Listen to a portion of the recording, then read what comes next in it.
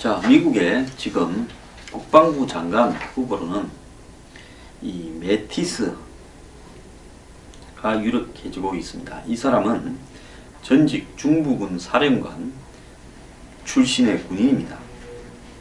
거의 이 사람이 될 것 같습니다. 저도 알아보니까요. 자, 거친 말은 트럼프와는 닮았지만 나머지는 너무 다르다, 이런 평가를 받는 사람인데요.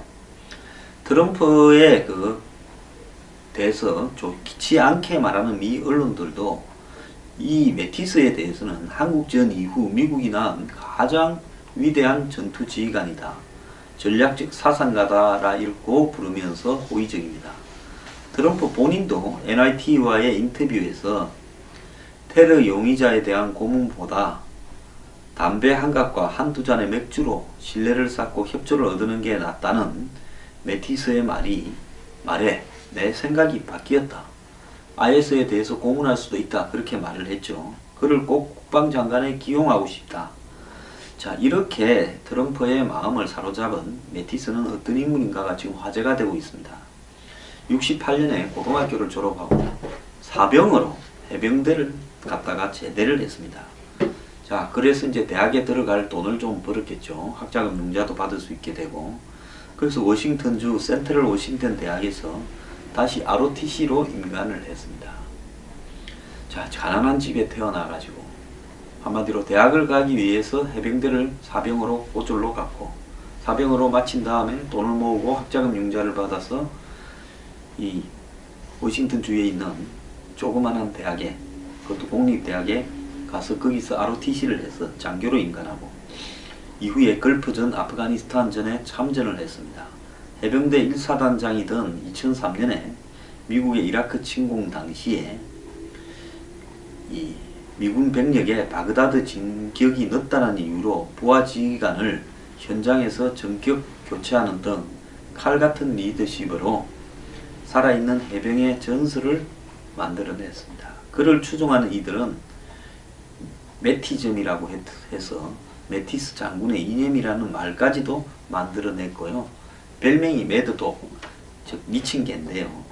그의 강한 카리스마적인 성격과 거침없는 화법 때문에 이렇게 부른다고 합니다.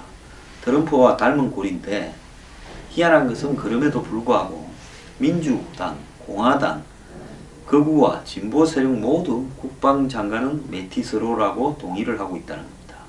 힐러리 정권이 들었을 경우 국방장관이 확실시되었던 미셀 폴로노이 전 국방부 차관은 매티스는 존경받는 군사적 사상가라 극찬했고, 존 맥케인도 더할 나위 없는 나이스 초이스다 이야기를 했습니다. 포린 폴리시라는 외교 잡지는 몇 가지를 트럼프와 차이점을 정리를 했는데요. 올고던 성품이 첫 번째인데, 트럼프는 남들이 듣기 좋은 소리를 말하지만 매티스는 자신의 생각을 말한다. 트럼프는 충성심을 중요시하는 반면에 매티스는 정확하고 올바른 정보를 선호한다. 포린 폴리시는 트럼프 정부에서 일하기 싫다고 자리를 뜨려고 했던 펜타곤 국방부의 공무원이나 군인들이 매티스가 온다면 남겠다고 한다 합니다. 자, 오바마가요, 존 게이츠 국방부 장관을 바꾸지 않고 자기 임기 안에 상당한 기간, 2년 가까이 그냥 뒀습니다. 즉, 미국에는 국방부라는 부분은 미국을 지탱하는 중요한 핵심 부서라고 생각을 하고 대통령조차 함부로 정하지 않습니다. 오바마는 흑인으로서 좀 취약한 정치적 기반으로 민주당의 대선 후보가 되어서 집권을 했는데, 국방부 장관을 조지 W. 부시가 임명했던 사람을 바꾸고 자기 사람을 넣었을 때 국방부 조직의 반발, 이런 것들이 우려돼서 국방부 장관을 바꾸지 못하고 2년 동안 그대로 뒀다는 겁니다. 그래서 실제로 트럼프가 안보에서는 강성이지만은 트럼프가 좀 불안하다라고 생각하는 사람들이 많이 있고, 국방부는 트럼프가 되면 차라리 그만둬버리겠다, 이렇게 생각하는 사람들이 많았는데, 그 사람들이 다 스테이 한다고 하는 겁니다. 자, 독서량의 차이인데요. 트럼프는 책 읽는데 별로 흥미가 없지만은 매티스는 7,000권의 책을 가지고 있는 독서광이고, 셰익스피어, 성경, 손자병법까지 달달 외우는 수준이고, 남북전쟁 영웅 율리시즈 그랜트와 전기와 전 세계의 전쟁사를 다 깨고 있다고 합니다. 그리고 평생 독신으로 지내면서 흐트러지지 않는 태도를 가지고 있고, 군에 대한 열정, 학문의 사상에 대한 깊은 탐구로 그를 잘 아는 사람들은 실제로는 미친 개가 아니라 성녀 전사, 즉 워리어 몽크, 즉 전사지만은 성녀처럼 종교인처럼 이렇게 생각이 깊다라고 이야기를 합니다. 이라크 파병 전 부하들에게 도서 목록을 나눠주며 무기를 잡기 전에 머리를 정돈하라고 했다는 일화가 널리 퍼져 있습니다. 그래서 메티스를 단순하게 강경파다라고 이야기하는 것은 옳지 않다는 겁니다. 오바마 정권이 추진한 이란 핵 협상에 대해서 반대했지만 메티스의 주장은 그걸 없자는 게 아니라 차이가 있다는 겁니다.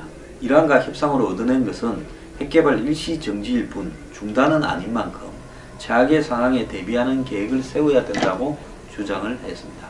오바마가 업적 때문에 이란과의 관계에서 핵 사실 동결 차원 수준으로 이란과 화해를 해놓고 대외적으로는 이란이 완전히 핵을 폐기한 것처럼 이렇게 광고하고 있는 점을 지적하는 겁니다.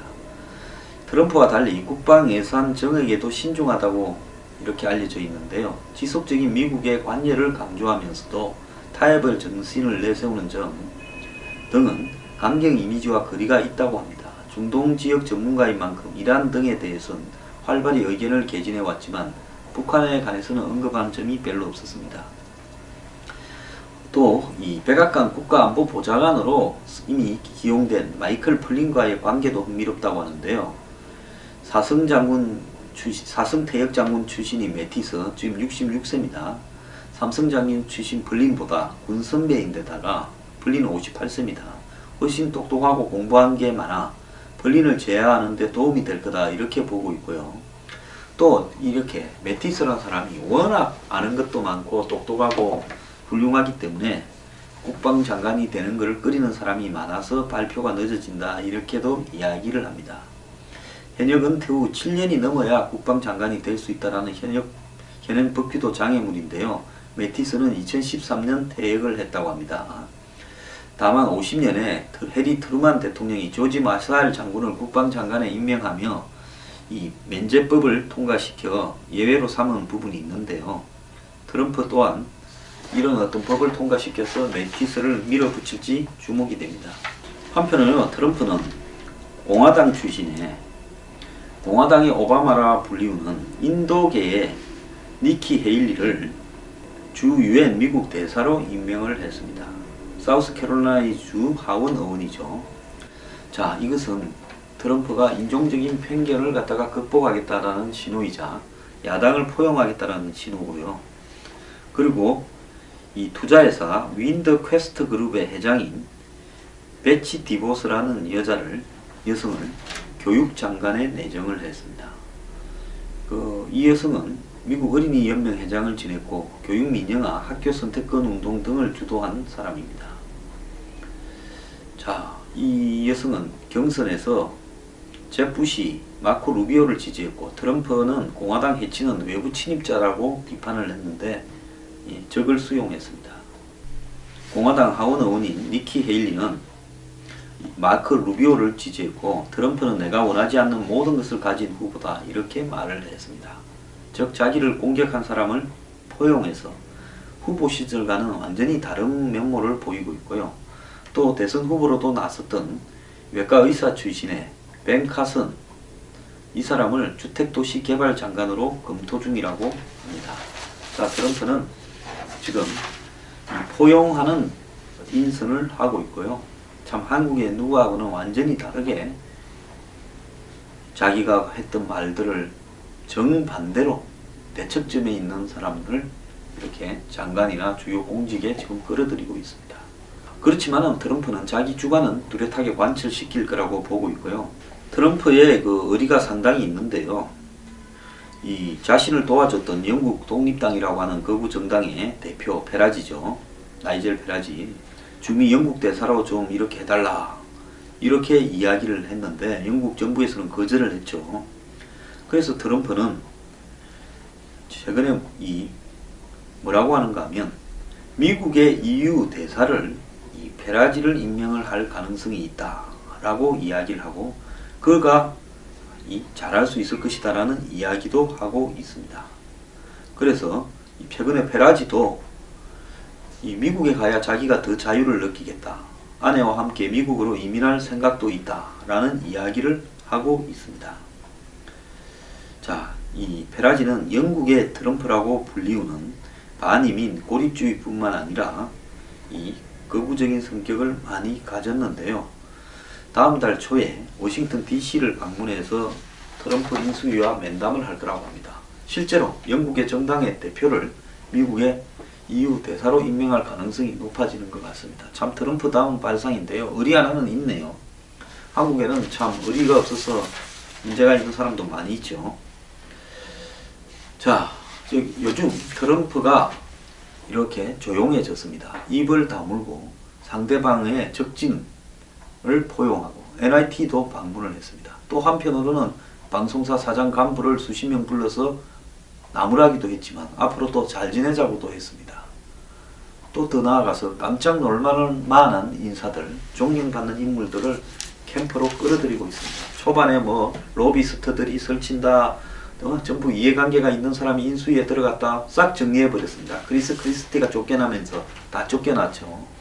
아마 크리스마스까지 인선을 매듭짓고 지금 트럼프는 미국의 주요 현안에 대해서 집단적인 이 브레인스토밍을 하고 있다. 이렇게 보입니다. 이게 끝나면 아마 크리스마스 이후에 1월 초부터 트럼프는 취임 때까지 그리고 취임 직후부터 본격적인 대외 정책에 대한 입장을 발표할 건데요. 지금 한국에 관한 문제는 그냥 홀딩돼 있다. 중단돼 있다는 겁니다. 한국의 대통령이 저 지경인데 한국하고 무슨 이야기를 하겠냐. 그러니까 아마 북한에 관한 문제도 북한의 위협성만 점검하고 지금은 대기하고 있다. 북한이 최근에 미사일을 안 쏘지 않습니까? 이제 트럼프 되고 난 이후에 한 달도 훨씬 넘었습니다. 북한은 지금 트럼프가 어떻게 나올지 깐을 보고 있고요. 한국 상황을 즐기지 않겠습니까?